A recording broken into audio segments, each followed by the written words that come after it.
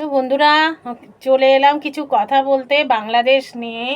এই বাংলাদেশে খবর দেখছি, সত্যি ভীষণ খারাপ লাগছে। তারপরে শেখ হাসিনা পদত্যাগ করলো, এর জন্য আরও বেশি খারাপ লাগছে।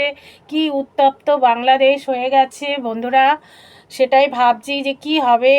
কত বাংলাদেশে সব ইউটিউবাররা রয়েছে, সবাই মানে একটা আলাদা সব বন্ধনে আমরা সবাই একসাথে আছি।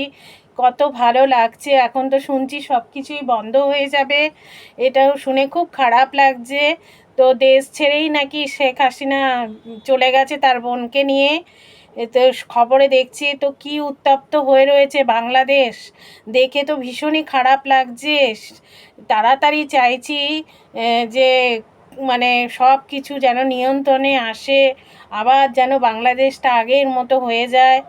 এত খারাপ লাগছে মানে বলে বোঝাতে পারবো না বন্ধুরা। তাই জন্য আমি একটু শেয়ার করলাম। এখন আমি খবর সমানে দেখছি, তারপরে রাষ্ট্রপতির ওখানকার সে তাকে ভাঙচুর সমস্ত কিছু হচ্ছে, দেখে যে কি খারাপ লাগছে। এত উত্তপ্ত দেশ হয়ে গেছে বাংলাদেশ। এখন নাকি শুনছি সেনাবাহিনীদের হাতে দেশটা যাবে, এটাই শুনছি সব খবরে বলছে।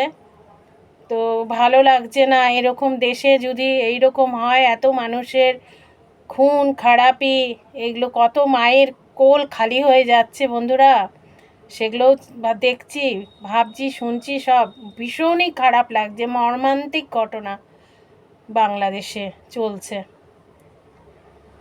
আগের মতো হয়ে যাওয়াই মানে হয়ে গেলে সব যেন ঠিক হয়ে যায়, যেন এটাই কামনা করি ভগবানের কাছে, আবার যেন শান্তির দেশ হয়ে উঠুক।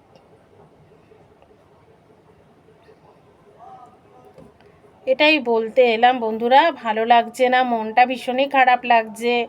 যেখানেই যাই কিছুই হোক না কেন, শান্তির মতো থাকলে শান্তিও লাগে। এই যে খবর দেখছি হুড়োহুড়ি, হানাহানি, মারপিট, একদমই ভালো লাগছে না দেখতে, খুবই খারাপ লাগছে।